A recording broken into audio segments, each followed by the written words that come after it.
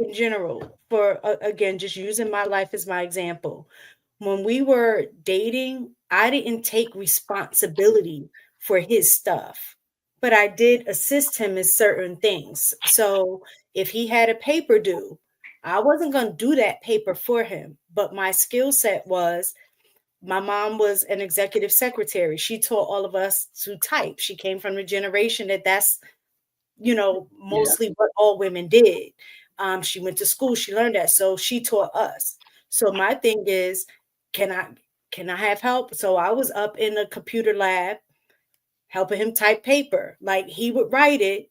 I was good with English. So I was able to, make some corrections and stuff like that and support him in that way. But I wasn't going to do the footwork.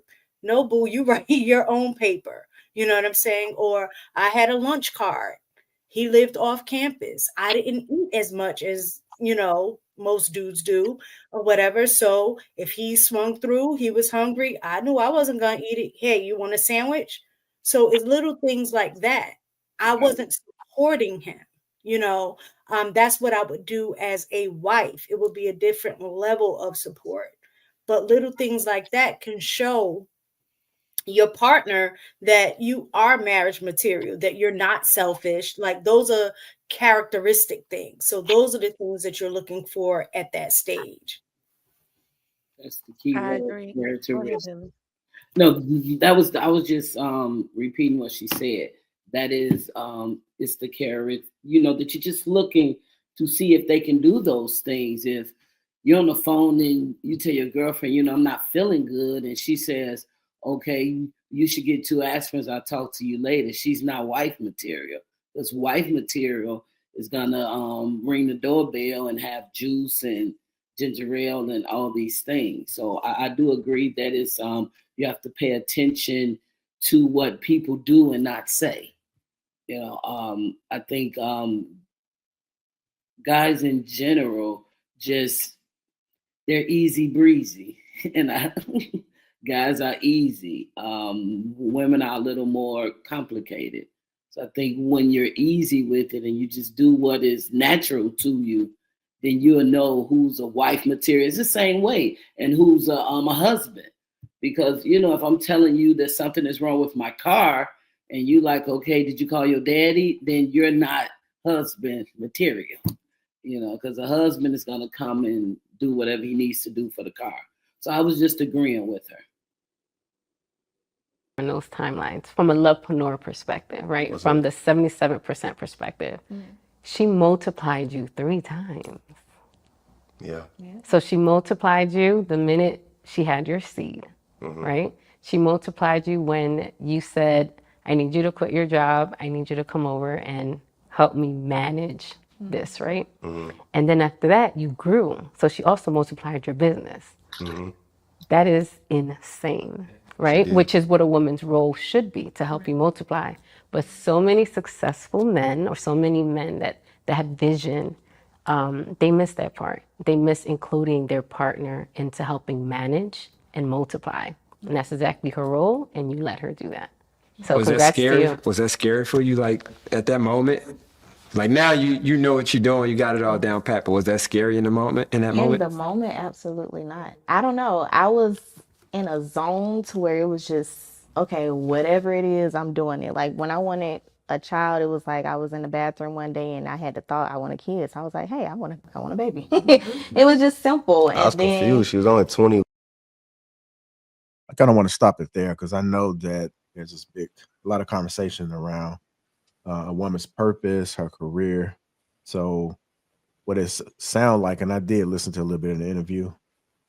Once they got married, it was more beneficial for her to add value to what he already had going on, his business, and that's when they seen it thrive. But what I've noticed is that some women may not want to join their husband or someone that's leading to marriage. They still have their goals and the things that they want to accomplish in life. So, how do you guys feel about that? Do you think a wife's purpose in the role is supposed to serve her husband?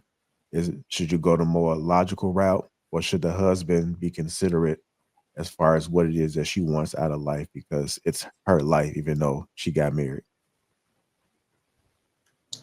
I would say if we're really thinking about what we would consider the traditional roles and you want a man that's going to be a provider and protector of his household, then if you're going to marry him, you would and should want to feed into his dreams and goals, right?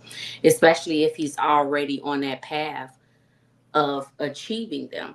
Now, of course, you could have had your own path, and just because you're feeding into his doesn't mean that you can't also make time for yours as well. But if I really want you to be the leader of the home, I'm going to feed more into yours. I'm going to help yours more. I want you to be successful and make it as far as you possibly can so that our entire household is taken care of.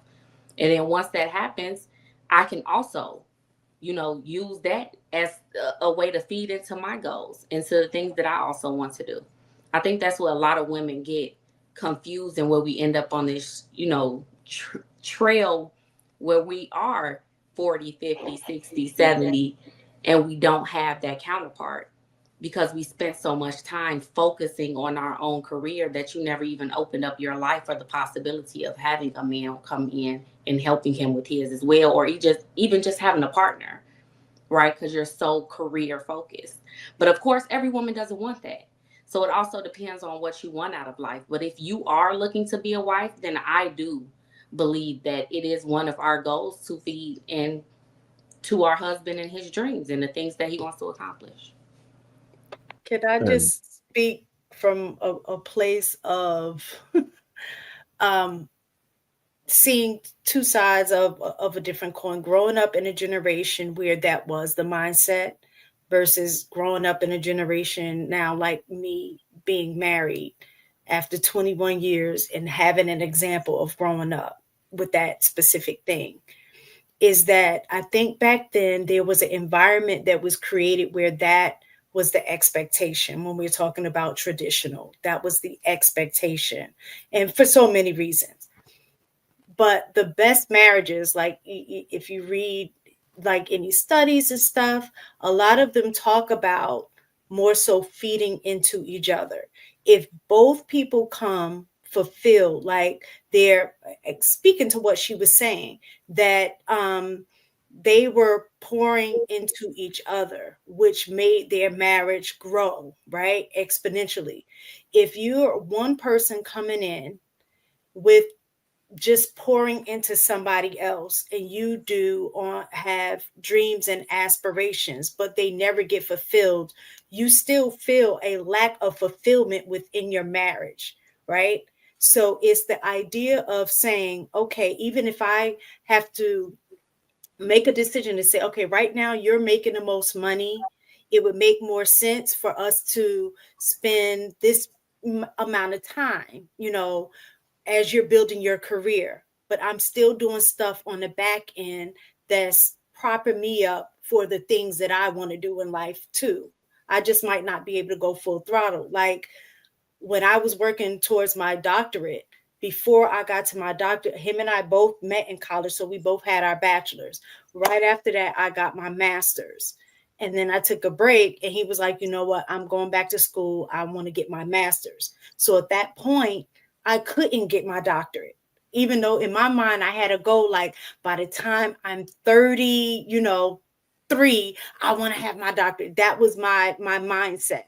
But that wasn't life. He was like, I'm going back to school. And I knew it would be too much with me trying to work on a doctorate with the level that takes and him being in school and us having 2 kids. Wasn't going to happen. So I had to put mine on the back burner while he worked towards that. And I supported and helped him in that. Once he was finished, then I was able to get back on track. So it's a matter of giving and taking and pouring into each other's hopes and dreams so everybody can be fulfilled.